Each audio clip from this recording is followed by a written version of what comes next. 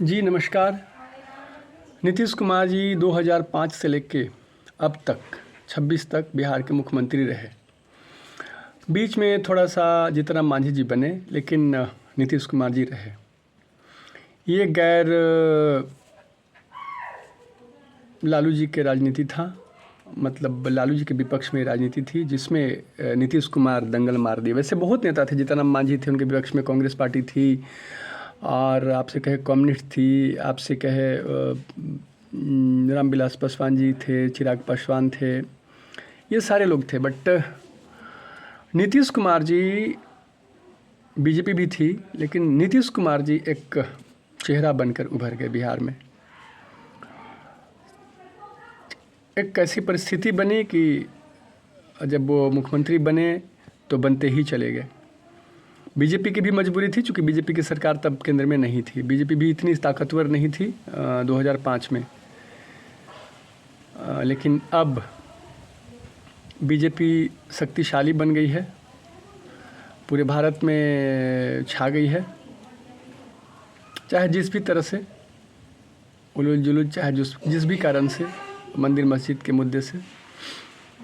और इन दोनों का साथ बहुत लंबा रहा, लगभग दोनों की सीटें बराबर 80 के आसपास, 70, 80, 75 के आसपास दोनों की सीटें जेडीयू बीजेपी की आती रही।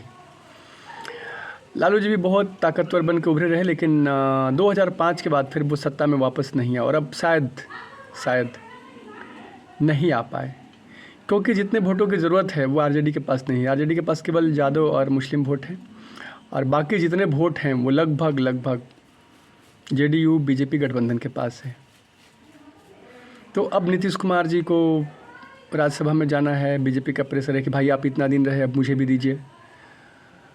तो अगर आप देखें ऐसा गठबंधन के नियम के अनुसार, तो 2.5 साल वाला जो सिस्टम मायावती जी ने लगाया था वहाँ उत्तर प्रदेश में, तो ये उनके हिसाब से ज़्यादा लंबा चला। नीतीश कुमार जी बहुत लंबे समय तक रहे, लेकिन अब नीतीश कुमार जी भी कमज़ोर पड़ गए हैं, और बीजेपी भी भारी पड़ रही है, मजबूत ताकतवर बन गई है।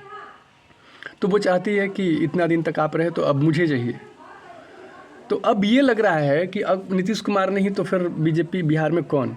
अब लालू जी भी कमज़ोर पड़ गए, लालू जी भी तबीयत खराब रह रही है, अब वो उधार नहीं रहा लालू जी भी। और मतलब एक तरह से कहें तो लालू जी और नीतीश जी, लालू नीतीश राज का युग का, इसी के साथ पटाक्षेप भी कहा जा सकता है, और होना भी चाहिए, नए चेहरों को आना चाहिए। तो अब ये सवाल बनता है कि तो फिर अब कौन।